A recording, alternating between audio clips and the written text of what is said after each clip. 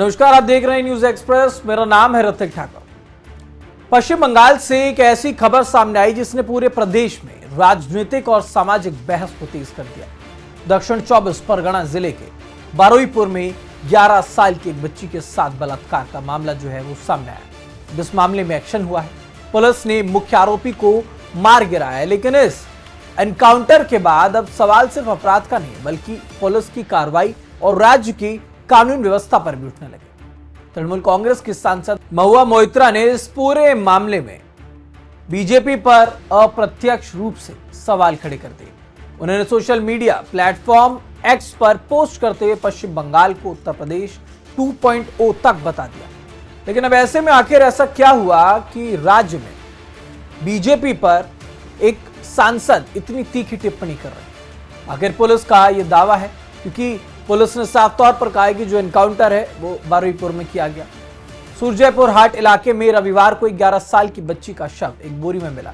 शुरुआती जांच में सामने आया कि बच्ची के साथ कथित तौर पर दुष्कर्म किया गया और उसके बाद उसकी हत्या कर दी गई। इस दर्दनाक घटना ने पूरे इलाके में गुस्से की लहर पैदा कर दी। स्थानीय लोगों ने सड़क जाम किया, टायर जलाए और आरोपियों की जल्द गिरफ्तारी की मांग करते हुए प्रदर्शन शुरू कर दिया। विरोध प्रदर्शन इतना ज्यादा उग्र हो गया कि कई पुलिस वाहनों में तोड़फोड़ की गई, रेलवे ट्रैक तक को नुकसान पहुंचा दिया गया। इसी दौरान भीड़ ने एक व्यक्ति को बच्ची की हत्या में शामिल होने के संदेह में पीट दिया। उसे भीड़ इतनी ज्यादा थी, भीड़ के अंदर गुस्सा इतना ज्यादा था कि उसे पीट पीट कर मार डाला। बाद में पुलिस ने दावा किया कि भीड़ द्वारा मारा गया व्यक्ति इस अपराध में शामिल नहीं था और वो निर्दोष था।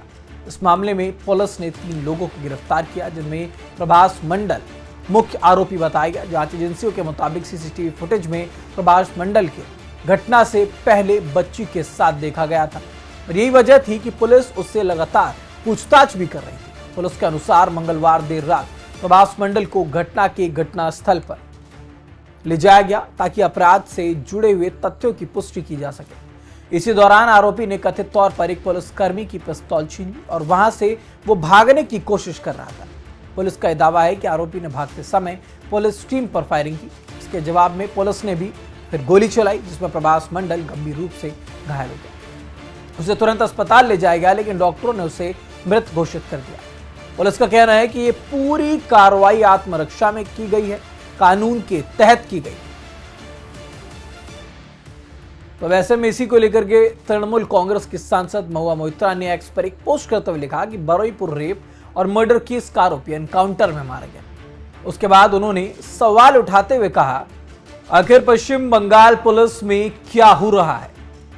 उन्होंने तंज कसते हुए लिखा कि बंगाल के लोग, नए बंगाल यानी कि उत्तर प्रदेश 2.0 में आपका स्वागत है। तो महुआ मोइत्रा का यह बयान अब फिलहाल काफी चर्चा में है। पश्चिम बंगाल में जो कई सारे सवाल हैं वो ममता बनर्जी की पार्टी में महुआ मोइत्रा सांसद हैं, वो खड़े कर रही हैं। वैसे में उनका ये बयान राजनीतिक गलियारों में भी कई सारे जो सवाल हैं वो खड़े कर रहा है। दूसरी ओर राज्य सरकार ने इस मामले को बेहद गंभीरता से लिया है। राज्य सरकार ने मामले की जांच के लिए विशेष जांच दल यानी कि एसआईटी का गठन किया।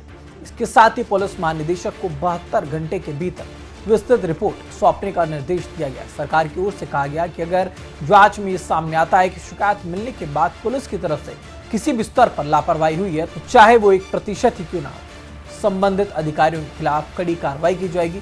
इस पूरे घटनाक्रम के दौरान एक और बड़ा जो मुद्दा है वो सामने आया, वो ये कि खबरों की अगर मानते हैं तो भीड़ द्वारा पीट पीट कर मारे गए इंद्रजीत मंडल के मामले में भी सरकार ने साफ कहा है कि अगर वो निर्दोष थे तो उन्हें भी न्याय मिलेगा। प्रशासन का ये कहना है कि कानून अपने हाथ में लेने वालों के खिलाफ कार्रवाई होगी और सार्वजनिक संपत्ति को नुकसान पहुंचाने वाले लगभग 200 लोगों की पहचान करके उनके खिलाफ कानूनी कार्रवाई की जाएगी।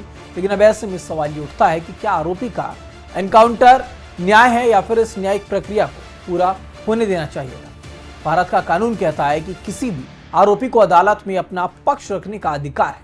दूसरी तरफ पुलिस का कहना है कि जब कोई आरोपी हथियार छीनकर पुलिस पर हमला करता है तब आत्मरक्षा में जवाबी कार्रवाई करनी बहुत जरूरी होती है। अब ऐसे मामलों में आमतौर पर न्यायिक और जो मजिस्ट्रेट है इनकी जांच कराई जाती है ताकि वो स्पष्ट हो सके कि पुलिस की जो कार्रवाई थी उन परिस्थितियों के अनुरूप ये जो बातें हैं वो थी भी कि नहीं। और यही वजह है कि इस घटना पर अब राजनीतिक बहस के साथ साथ कानूनी बहस भी शुरू हो गई।